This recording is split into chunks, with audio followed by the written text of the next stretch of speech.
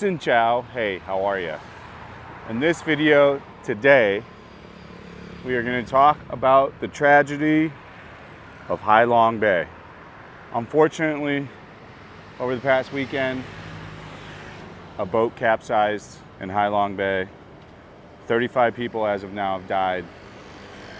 It's quite the tragic news that's going around right now.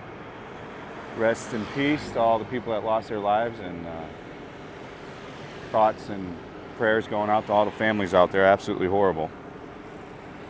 A man who survived the capsizing of a tour boat in Hai Long Bay has told how he escaped by swimming out through a window underwater.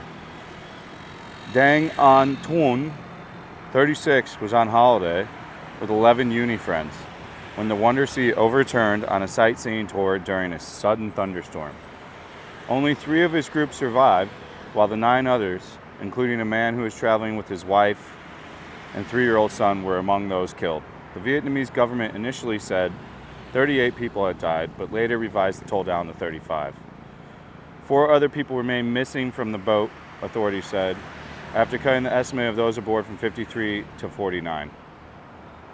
Mr. Ton said a storm quickly covered the sky, bringing high winds and pouring rain as the boat embarked on a 3-hour trip.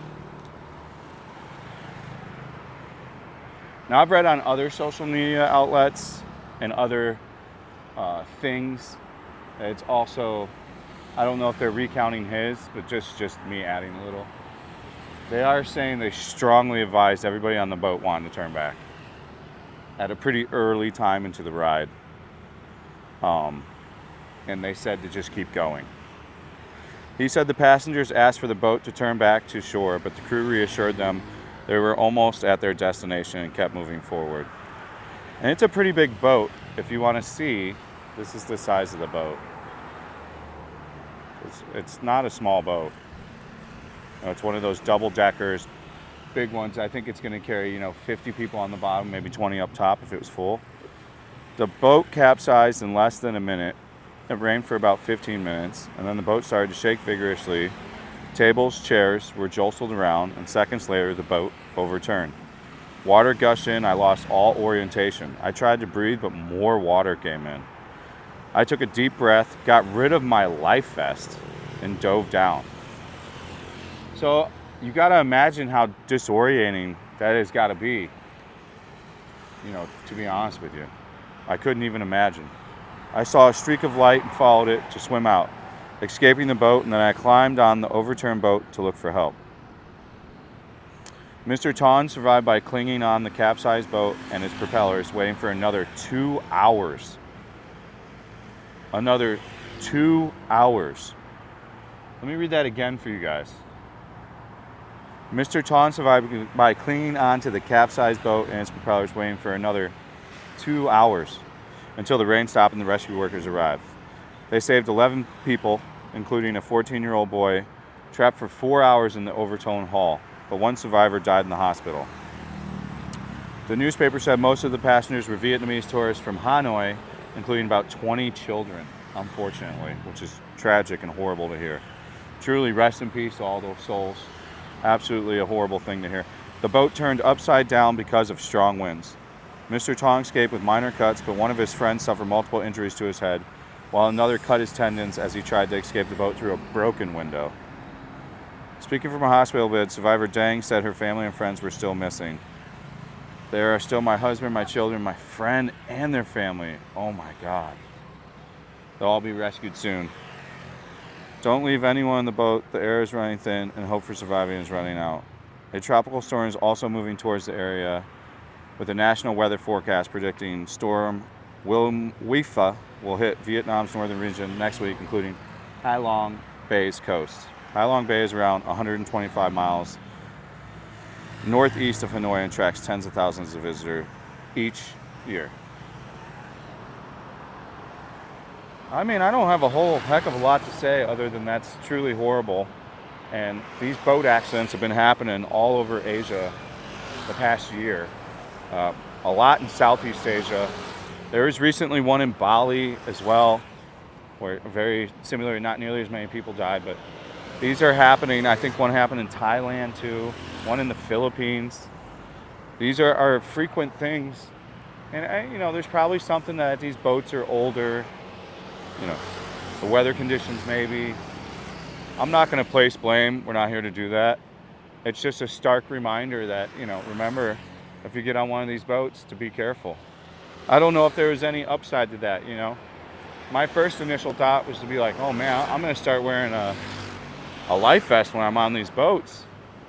That's initially when I read it, you know, the original article. We didn't read that. We read a recounting from from multiple news sources, but I think it was like Redders or something. I can't remember who we just read that from.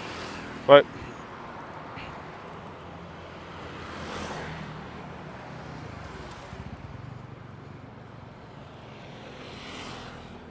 you know, it's not that great.